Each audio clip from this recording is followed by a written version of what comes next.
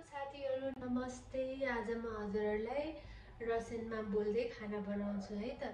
यसलाई घी नै भन्छ, मास्ला भन्छ। रसिनमा चाहिँ घी भन्दा नि हुन्छ। मैले चाहिँ यहाँ घी राखे, म फ्राई राइस बनाउन गइरहेको छु। यता मास्ला यो चाहिँ अलिकति लङ भिडियो बनाउँछु है म हजुरहरुको लागि भनेर बनाउन गए। त्यसपछि मैले यो ससेज लिए, यसलाई चाहिँ रसिनमा ससिस्का भन्छ। यो ससिस्कालाई यहाँ राखे। यहाँ जारी ससिस्का जारियो भनेको म फ्राई गर्छु भनेको। यो चाहिँ अन्डा हो, अन्डालाई चाहिँ रसिनमा याइसो भन्छ।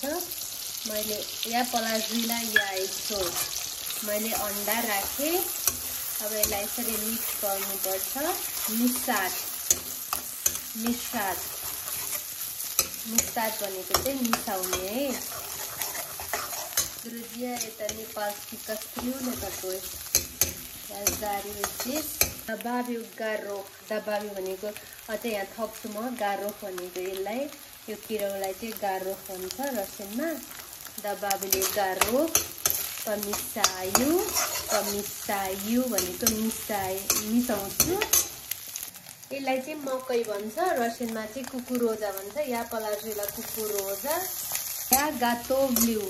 म खाना बनाउँदैछु। दुर्जिया साथीहरु म राइस हाल्छु। यसलाई रिस भन्छ, रिस पलाजु।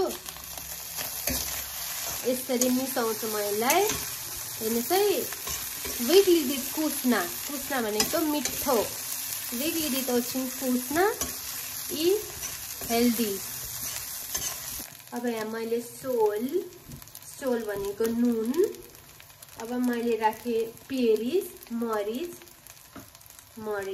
यति मात्रै हो मसला चाहिँ। म यहाँ भन्दा केही पनि राख्दिनँ। अब यसलाई राम्रोसँग मिक्स गर्छु। अब यसमा पित्रुस्का राख्छु। धनियालाई चाहिँ पित्रुस्का भन्छ रसिनमा। अनि त्यसपछि यसलाई मिक्स गर्छु।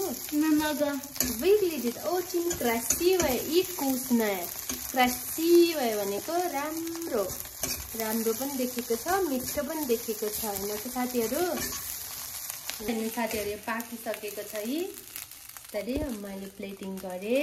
या पलाजुला न तरेलको भन्छ प्लेटलाई।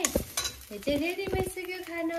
हजुरले जुनसुकै सससँग नि खान सक्नुहुन्छ। Soya sauce, ketchup ready गातोबा।